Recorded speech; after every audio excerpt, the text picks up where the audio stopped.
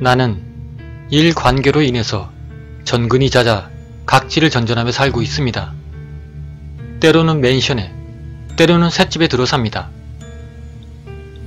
야마구치의 학이라고 하는 곳에 전근 갔을 때의 이야기입니다. 싸게 집을 빌려준다는 이야기에 오케 전 잠시 동안 집을 빌리게 되었습니다. 다만 상당히 깊은 산속에 있는 집이었던 데다가 집이 크기는 해도 상당히 오래된 것이어서 마음에 걸렸습니다. 그 집에서 산지 1개월쯤 지났을까. 딸이 집의 정원에서 묘한 상자를 하나 찾아왔습니다. 집안도 그리고 정원도 한바탕 소동을 피우며 청소했던 터라 꼼꼼히 살폈었지만 그런 상자는 본 기억이 없었습니다. 그 상자가 상당히 독특하게 생겼기 때문에 못 보았다는 것이 더욱 이상하다는 생각이 들었습니다. 저에게 영감 같은 거는 거의 없습니다만 그 상자에서는 왠지 모르게 매우 불길한 기운이 느껴졌습니다.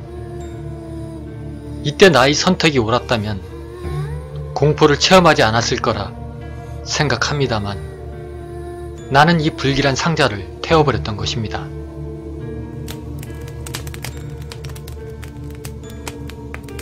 저뿐만이 아니라 일반인으로서는 필요 없는 것이라면 버리거나 혹은 태우거나 둘 중에 하나일 거라고 생각을 합니다. 그래서 조용히 넘어갔습니다. 그 당시에는 말이죠. 하지만 며칠이 지나지 않아 비참한 사고가 일어났습니다. 제 친구 중 한 명이 자동차 사고를 일으킨 것입니다.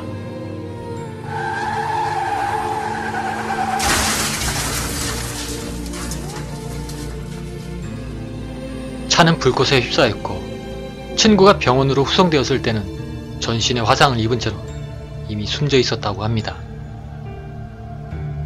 그리고 며칠이 지나 또다시 나의 친구가 집에서 모닥불을 피워놓고 있다가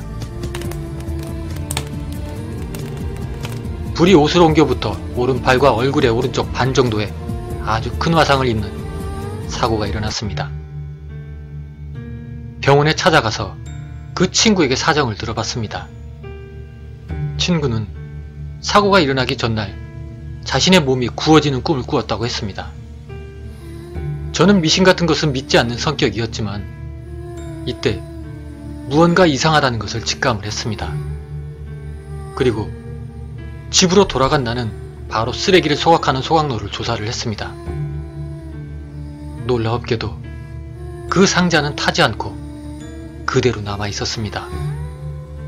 그래서 전 그 상자를 조사하기 위해 손을 뻗자 엄청난 한기가 온몸으로 전해졌습니다. 그리고 그 상자 안에서 나온 것은 인형이었습니다. 전부 3개.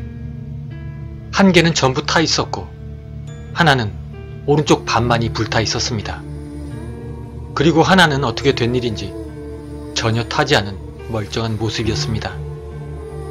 인형은 지극히 보통의 일본 인형으로 기모노를 입은 여자의 모습이었습니다. 반쯤 탄 인형을 손에 들자 인형의 옷이 주르륵 미끄러 떨어졌습니다. 그리고 그 인형의 뒤를 보았을 때 저는 공포로 하얗게 질려버렸습니다. 왜냐하면 거기에는 방금 내가 만나고 온 친구의 이름이 적혀있던 것입니다. 완전히 타버린 인형은 검게 되어 이름이 보이지 않았지만 더 이상 찾을 것도 없었습니다. 타지 않은 인형의 등 뒤에는 내 이름이 적혀 있었기 때문입니다. 솔직히 저는 아직도 이 사건의 모든 것이 이해가 가지 않습니다. 누가 왜 이런 일을 한 것일까요?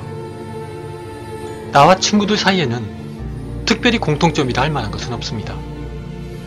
그들 이외에 다른 친구가 없는 것도 아닙니다. 그리고 또 누군가에게 원한을 산 기억도 없습니다. 왜 이 집에 이런 것이 있던 걸까요? 이 집에 나를 원망하던 그 누군가가 살고 있었던 걸까요? 제가 아는 사람 중에 야마구치에서 살던 사람은 아무도 없었습니다. 모든 것이 너무나 이상했습니다. 그리고 그 다음날 저는 그 집에서 나왔습니다. 그리고 그 인형들은 모두 절에 맡겼습니다.